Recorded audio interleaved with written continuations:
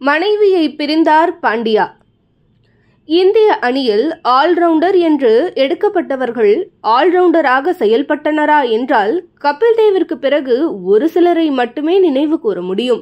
அந்த வகையில் நீண்ட காலத்திற்கு பின்பு பாண்டியா இந்திய அணிக்கு பேட்டிங் மற்றும் பந்து வீச்சு இரண்டிலும் சிறப்பாக செயல்பட்டு மிகச்சிறந்த ஆல்ரவுண்டராக இந்திய அணியில் ஜொலித்து வருகிறார். அதற்கு சான்று தென்னாப்பிரிக்காவுக்கு எதிரான T20 உலகக்கோப்பை இறுதிப் போட்டியில் இக்கட்டான நிலையில் கடைசி ஓவரை வீசி இந்தியாவை வெற்றி பெற செய்ததுதான். இந்த தொடர் முழுவதிலும் சிறப்பாக விளையாடியிருந்தார் பாண்டியா.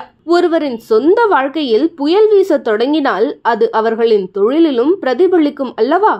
அப்படித்தான் குஜராத் அணியிலிருந்து வெளியேறி மும்பை இந்தியன்ஸ் அணியின் தலைமை கேப்டன் பொறுப்பை ஏற்ற போது பல விமர்சனங்களை சந்தித்தார் பாண்டியா.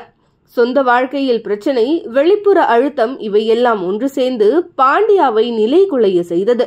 விளைவு மும்பை இந்தியன்ஸ் அணி புள்ளிப்பட்டியலில் கடைசி இடத்திற்கு சென்று மோசமான தோல்வியை தழுவியது. அதிலிருந்து மீண்டு சிறப்பான ஆட்டத்தை வெளிப்படுத்தி வரும் இந்த நேரத்தில் ஹர்திக் பாண்டியா, செர்பிய நடன கலைஞர் நட்டாஷா இருவரும் இணைந்து தங்களுடைய விவாகரத்து செய்தியை இன்று அதிகாரப்பூர்வமாக அறிவித்துள்ளது ரசிகர்களை அதிர்ச்சியில் ஆழ்த்தியுள்ளது.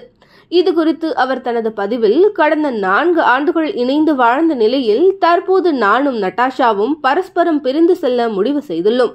எங்கள் இருவருக்கும் இதுதான் நல்லது என நம்புகிறோம். பரஸ்பர மரியாதை, தோழமையுடன் மகிழ்ச்சியை அனுபவித்த நாங்கள் எடுத்த கடினமான முடிவு இது. எங்களுடைய மகன் அகஸ்தியா எங்கள் இருவரின் வாழ்க்கையிலும் தொடர்ந்து இருப்பார். அவருக்கான மகிழ்ச்சிக்காக பெற்றோர்களாக எங்களால் முடிந்த அனைத்தையும் அவருக்கு வழங்குவதை உறுதி செய்வோம் என்று பதிவிட்டுள்ளார்.